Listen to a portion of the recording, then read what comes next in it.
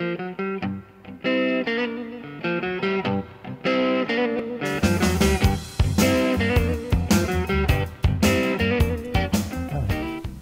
David Cohen. I'll be the drummer on April Fools, April 1st, with Mr. Jimmy and one of my favorite bass players, Charlie Wilkinson. There was always music in our house. My parents used to listen to the Metropolitan Opera on the radio. We had records. Most of my family is involved in theater, so we had a lot of soundtracks on records from Broadway shows. Then again, listening to Top 40 radio. My older sister had a radio that she would listen to. And then, of course, the Beatles on Ed Sullivan Show. That was not just a huge influence on me, but on just about everybody in the world at the time. My first instrument was a guitar. My grandfather had a classical guitar that somehow wound up in our house, and I started playing that. We also had a baritone ukulele, and that was really how I started. And then I switched over to the guitar when I figured out that it was mostly the same kind of stuff. It took me a while to realize that I was just playing the drums on the guitar. I played guitar for about 10 years, through high school and into college. I was in a trio with some local guys, and I was just playing rhythm guitar.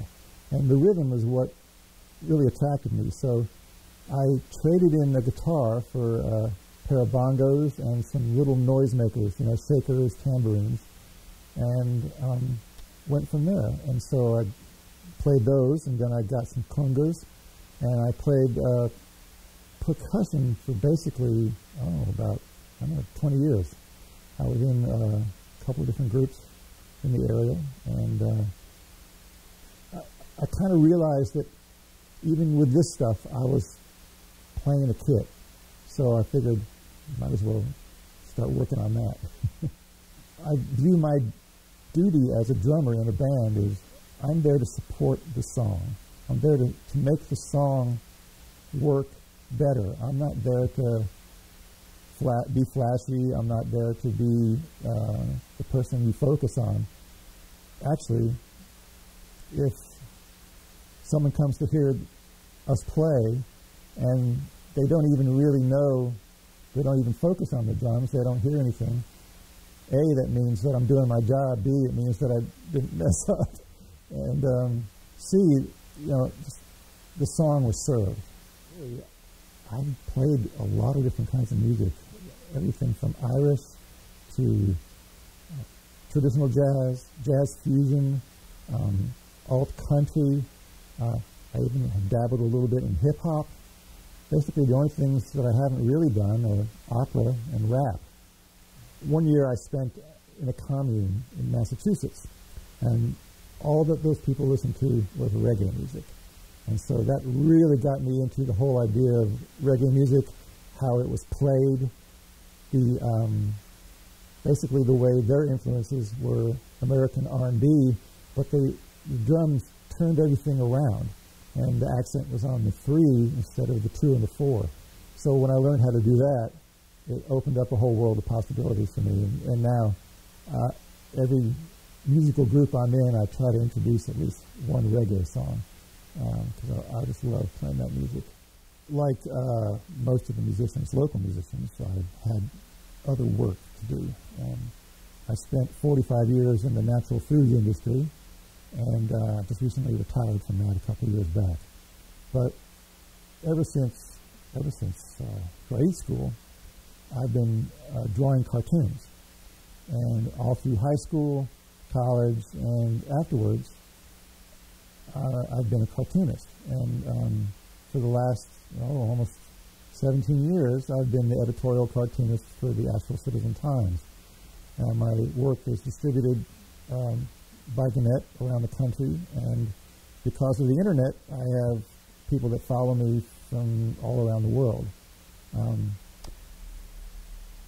Cartooning and music are basically the reasons why I think I'm here on the planet. Those are things that's where I feel like my talents are and why I'm here. I'm basically a cynical person, and I try to see the humor in a lot of things. So I do not only editorial cartoons, but also just straight humorous cartoons. The Asheville Guitar Bar is just a wonderful venue. Through thick and thin, COVID, they kept it going. It's Mark and Julia, the owners, have basically created this wonderful space, intimate space, not only for the musicians to come and play, but also for an audience to be there. It's a bar, it's a music venue, it's a place to gather and see friends. I'm just really happy that they're here and that they've afforded me this opportunity to be there and to express myself musically. The blues can be happy, it can be sad. The blues, it's like life, and I'm part of that. And so it was really, really good to start getting into it. And now I've played the blues some, and I've worked with a couple of different players playing it, and it's just been, I'm loving it. I think it's some of the best music out there.